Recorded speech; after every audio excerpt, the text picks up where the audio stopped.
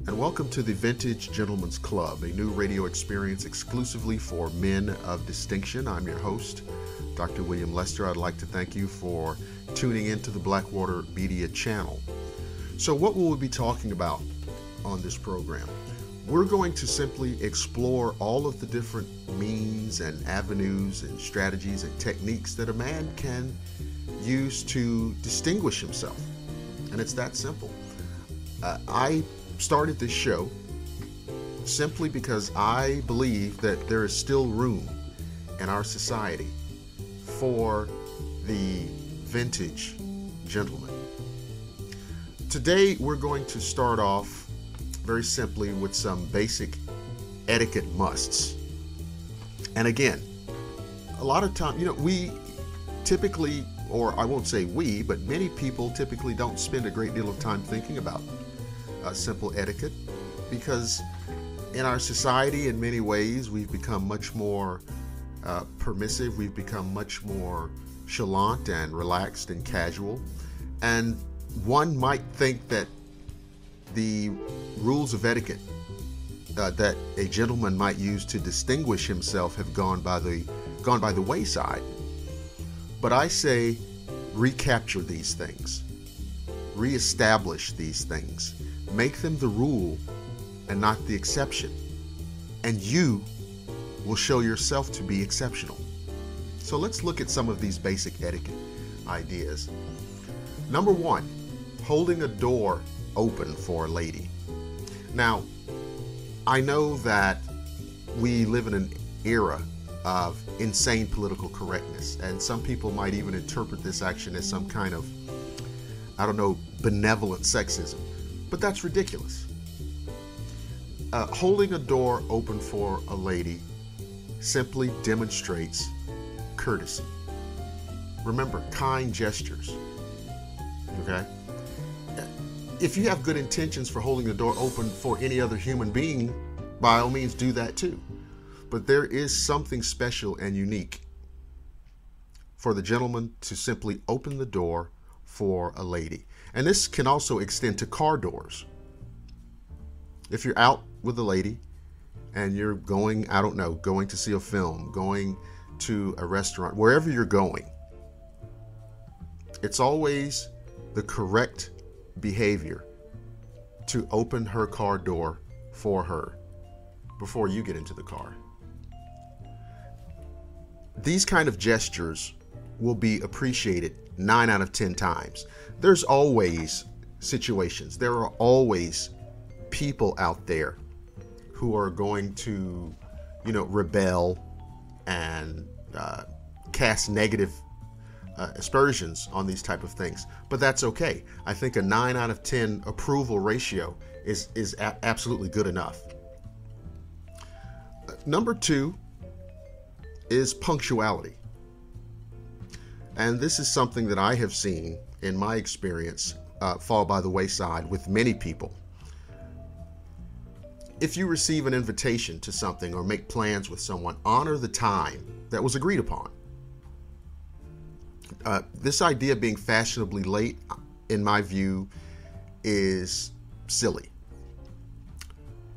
Showing someone that you respect their time distinguishes you, and it helps garner admiration and respect. It's a very simple thing to do, and it's just all about how you manage your time. That's it. Practicing punctuality is only about time management. If you plan a date for coffee or for lunch or a dinner date, and you are supposed to pick your date up at 7 o'clock, you shouldn't be showing up at 7:30 or 7:45. If you run into unforeseen circumstances, because many things can happen, you could be caught in traffic, you may have some personal emergency or something that you may have to attend to, and you know that you're going to be late, well, you simply get in contact with that other person. Hey, listen, I know I was supposed to pick you up at 7. I have this happening or this happened and things are going on. I'm going to be a little bit late. Just bear with me. And again, you're still observing a certain level of respect to the other person. You know you're not going to be on time through no fault of your own, but you still respect that person's time and situation enough to inform them. And again, you elevate yourself, you distinguish yourself. So punctuality is key. Number 3, master the art of first impressions, because you don't get a second chance to do it.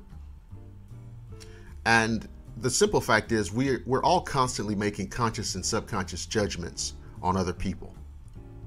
So a true gentleman knows how to master the steps involved with making a good impression. A firm handshake. And do not forget eye contact. Be polite and clear in your introduction of yourself. And so, these are just very basic things. It may seem ridiculously simple, but it is also very rare these days in interpersonal relationships. Be sure to introduce someone, if you're with someone, acquaintance or what have you. Make sure that you do proper introductions.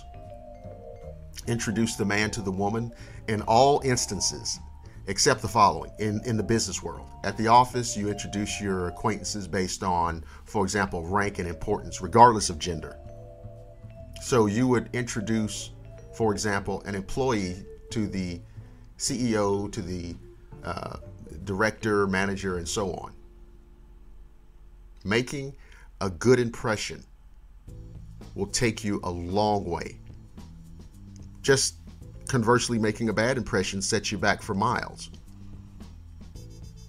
Number 4, practicing good hygiene. Not only is bad hygiene viewed as disrespectful to others, it's really indicative of one's own lack of diligence, discipline, and most of all, self-respect. The classic vintage gentleman makes this a part of his daily routine, no matter what. Maybe you're not even planning to go out of the house, but if it becomes a habit, it shouldn't matter. Being well groomed, clean, and presentable at all times. You may be going to the supermarket, and here's the thing. You don't know who you're going to run into. You just don't know. In the course of a week, you may take several outings, going to the supermarket, picking up dry cleaning, going to the bank, going to the bookstore, in Starbucks for coffee. Many of these different things. You don't know who you're going to run into. You don't know what situation you'll find yourself in. Since that's unpredictable, why not be at your best? Why not be at your best? Even if you don't run into anybody per se, you're still projecting an air of quality, an air of gentility, and an air of distinction. And people see it and people notice it. And when people see it and notice it, that also changes the game. Because people will begin approaching you. Why? Because you stand out in the crowd. You have done what? You've elevated yourself. You've distinguished yourself. You become someone that other people want to meet and want to get to know and want to make your acquaintance and want to be in your sphere of friendship and influence. Next, pull out a lady's chair for her. Remove all of the notions from your head that this is another one of these antiquated gestures, suggesting that I'm only doing this for you because you need my help. No. It's a gesture that communicates that you place the comfort of your lady over and above your comfort. Another little suggestion, particularly for restaurants and coffee shops, if possible, offer your date the chair that has the better view. It's a small thing, but as we go through these conversations about being a gentleman, one of the things you should know is that it's the small things that have the most mileage potential. Basic table manners. Something that many of us, if you are of a certain generation, is something that was emphasized to us as children. And it's, again, something that is very easy, very basic, hardly ever top of mind. But it also makes a strong impression, showing yourself to be a gentleman of quality. You don't have to know all of the right forks to use, and this, that, and this is a teaspoon and that's a tablespoon and this is on the left. And you don't need to know all that, but just basic essentials. Keeping your elbows off the table, chewing with your mouth closed, letting the lady order first. Let your lady order first. And please be courteous to your waiter or waitress. Again, this is a person whose job it is to make your dining experience pleasant and comfortable. They're working, you're relaxing and enjoying yourself.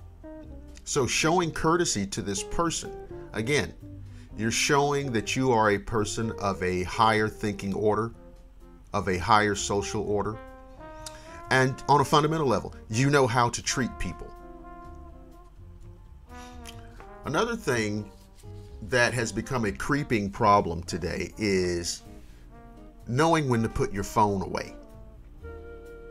The advent of cell phones, and it's just saturated our society. We have our phones with us all the time, and we're texting and we're taking calls and we're checking emails and we're sending messages and we're doing this.